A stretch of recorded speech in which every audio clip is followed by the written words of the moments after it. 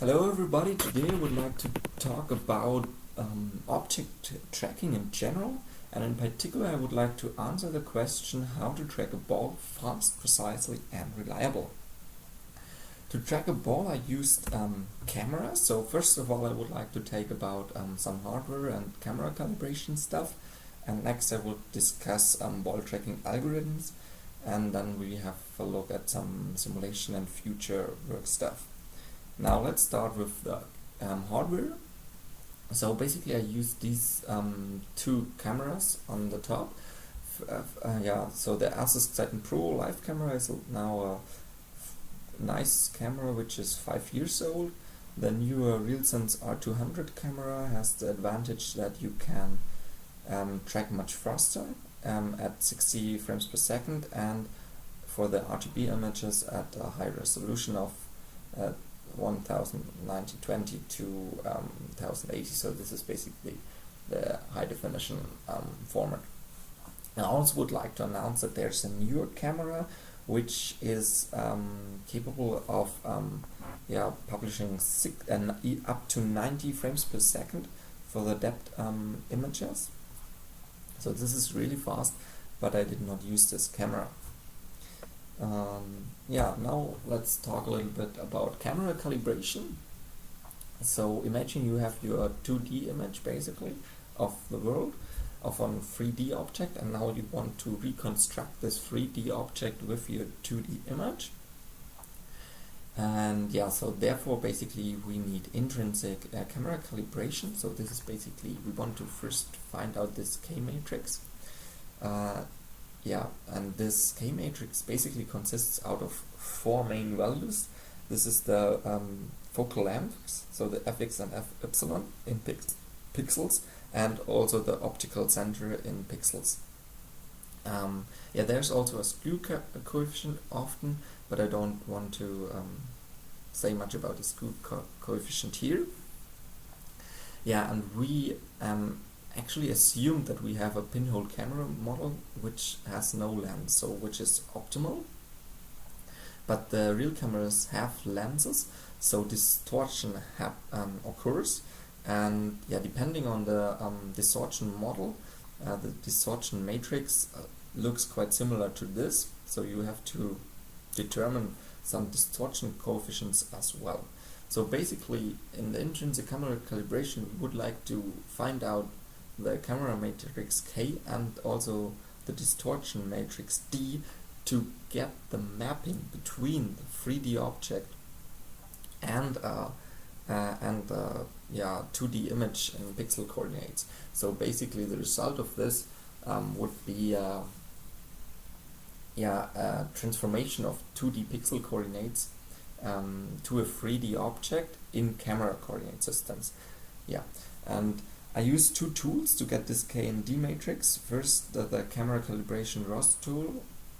This is quite fast. You just have to get checkerboard, hold it in front of the camera, move it a little bit.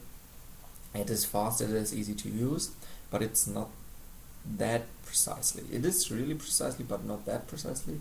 A more precisely tool is the calibration toolbox by the DLR.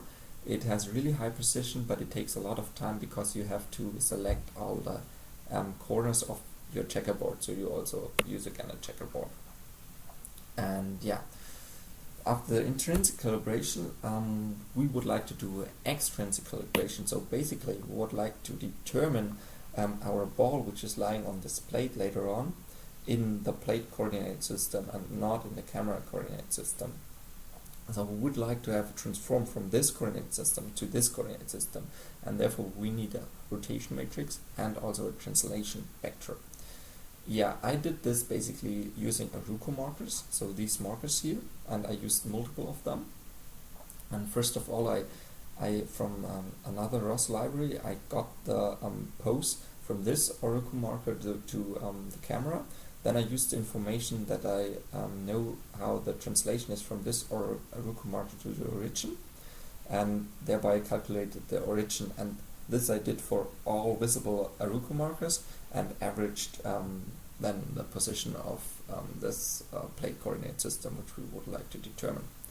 Yeah, so this the precision mainly depends on the size of the Roku marker and the distance between the camera and the Roku marker, and also the resolution of the image. And you also should have a quite huge distance between two Roku markers. And yes, I also calculated, if all Roku markers were detected, I also calculated the distance between, for example, this Roku marker to all other Roku markers, and then I summed this distance up and compared it to the real distance, because I printed it and I also know the real distance. And this real distance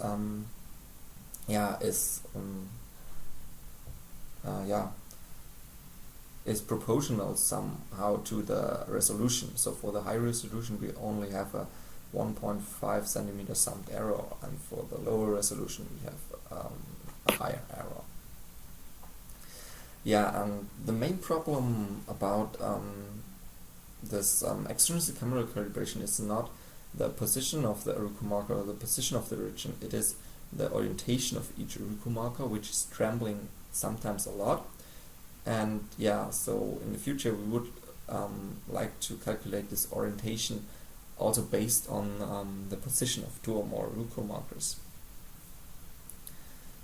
Yeah, now let's talk about ball tracking.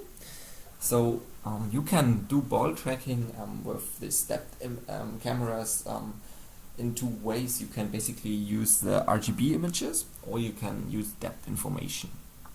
First of all, I use the classical RGB images. And yeah, so the standard way or fast way how to do this is basically using a color filter. And yeah, so you cut everything out of your picture which does not match your color which you want, so the orange color, and then you just use a contour detection and find circles in this image. And yeah, so this is a quite fast way to determine the position of the ball. Yeah, you first determine it in pixel coordinates, and then you project it in 3D coordinates, as you can see here. The advantages of this algorithm are that it is really fast, it is really robust, you can track multiple balls with my implementation, and you also have a kind of active detection. So if the ball is occluded and then again visible, you will redetect it easily and fast. And it has a quite high static precision because its standard deviation, if you just put it static, is lower than 1 millimeter. So this is really nice. It does not tremble a lot, the position. Yeah, the disadvantages of ball tracking on RGB images is of course that you need the radius of the ball you want to track, so that you get the distance from the camera, and also you cannot track orientation. Moreover, the intrinsic camera parameters are required, and yeah, the detection depends on lighting conditions. So if you want to test this algorithm on a new environment, then you probably have to adapt the color filter parameters. Yeah, we will have also a look in a video. So here you can see the live tracking. Yeah, you can also see that it is it somehow works in case of occlusions, and there's also uncertainty estimated with a Kalman filter, you can see here. And yes, that's basically it. So now let's talk about ball tracking on depth images. So if you have a depth image, as you can see here, we want also to track this ball, because on depth images the advantage is that we don't need the radius of the ball. However, it is really difficult to detect the edge of this ball, because the distance of the ball and the plate are not very the difference is not really high, because it's almost the same distance. So you have to use a canny edge detection first, and you have to adjust it really precisely. And yeah, so this algorithm quite fails. It was not robust, it has a lot of processing time, and yeah, you could not track the ball's position because it was lost all the time, and yeah, so it was a little bit mess and it did not work well. So then the next idea was to track a ball with point clouds using segmentation. So here we wanted to use the 3D point cloud, which we also get from the camera, and then we just select an area in the beginning where the ball is, and on this area, the all points which are not actually the ball, or which are a plane, are thrown away, and then we have just the ball's point cloud, and in this ball's point cloud we fit a sphere, optimal, and then we get also the radius and the relative position.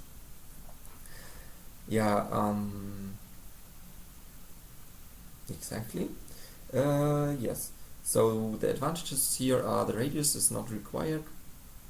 It is independent of any lighting conditions. It also works in the dark because it just uses depth information. It also has quite high static position. The standard deviation was quite low. The disadvantages are that the processing time here was quite critical. It was a lot higher than 30 or 33 milliseconds. So actually our algorithms, or the processing time, should be faster than 33 milliseconds, because every 33 milliseconds a picture comes in if the FPS is 30. Yeah, you just can, with my algorithm, you just can track single balls, or just one ball, and yeah, no orientations, track just the position, and if the ball is outside the area, you don't have redetection again. We can also have a look at this video here.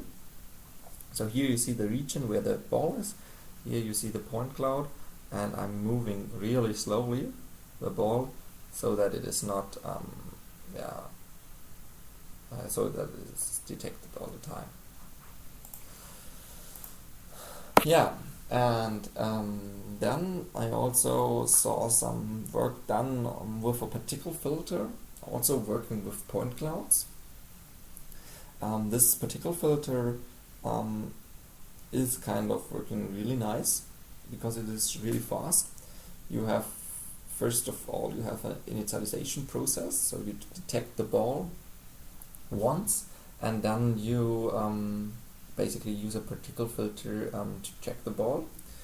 The advantages are the radius is not required, it is independent of lightning condition.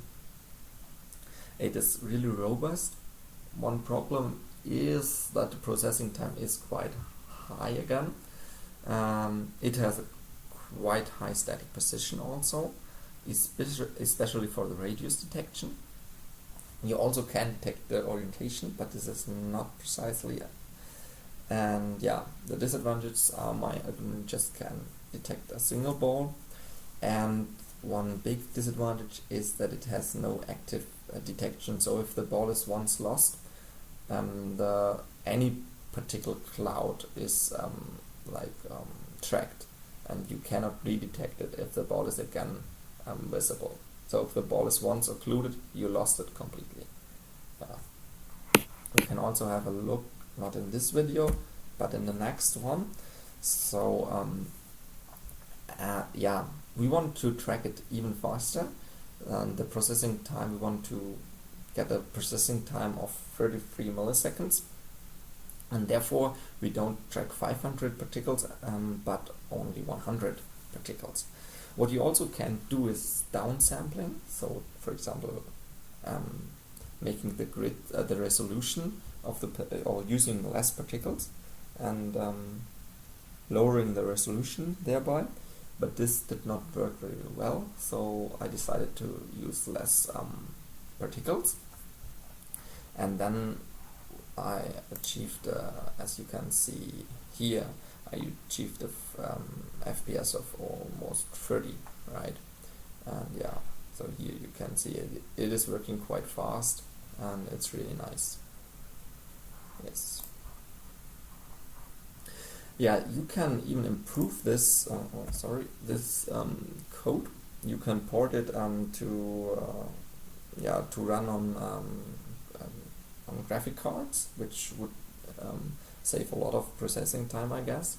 And this is could be done quite well because you use a particle filter, and particle filter can be parallelized really good. Yeah, you also can do some other things here. Yeah, but I don't want to stick on them now.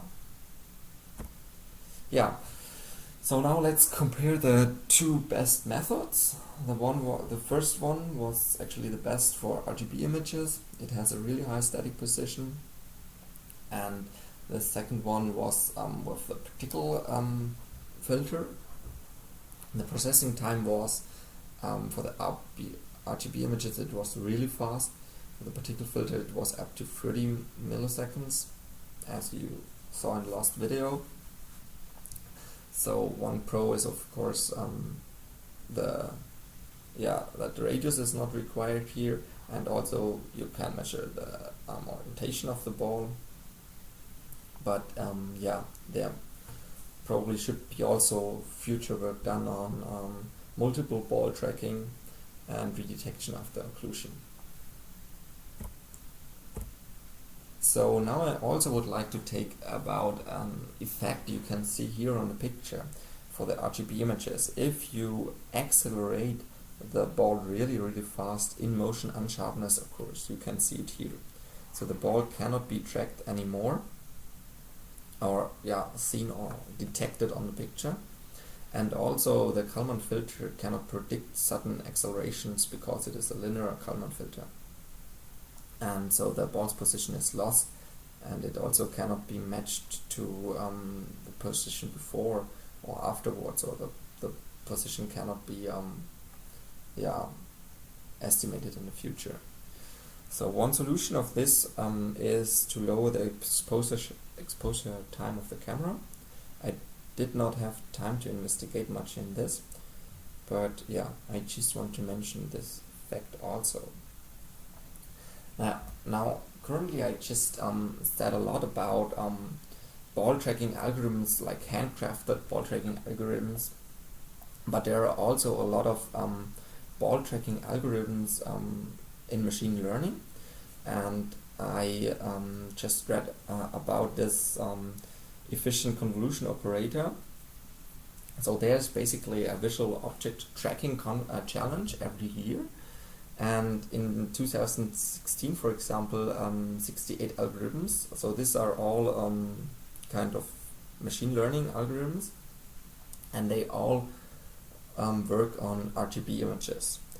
And so they competed in this challenge, and the best one was the convolution operators for visual tracking. So the continuous convolution operators for visual tracking. This was the best one at this challenge. And in 2017 a new algorithm was developed, and this is the ECHO algorithm, and this is currently one of the fastest and most accurate algorithm in using machine learning techniques. So in the future work also this algorithm should be considered and compared to the particle filter, and also to the other method I presented.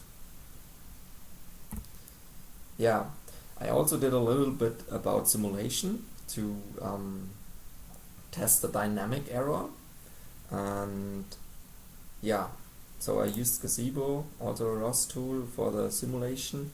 And here you can see a marble train basically, and the ball is running down. The camera detects here its position. The big advantage is that you actually know the real position of the ball because you simulate it. And this is, so the orange ball here is the real position, and the other one is the tracked position. And what we can do then is we can basically display the real position and detected position x, y, and z coordinates here with plot checker. And the performance was quite okay if you look on the plots, but if you look on the results, you had a time error of 20 milliseconds and mean dynamic x error of smaller than 4 centimeters. So this was quite high, but this also can have to do something with the time error and the low placebo simulation. I just wanted to show this, that this would be a possibility to detect the dynamic error. Yeah, so I hope I could presented some solutions on how to track a ball. I achieved to track the ball faster than 25 frames per second for both for the RGB images and also for depth or point clouds. The precision was smaller than 1.5 millimeters in the standard deviation for static experiments, and it was also quite reliable because we used the Kalman filter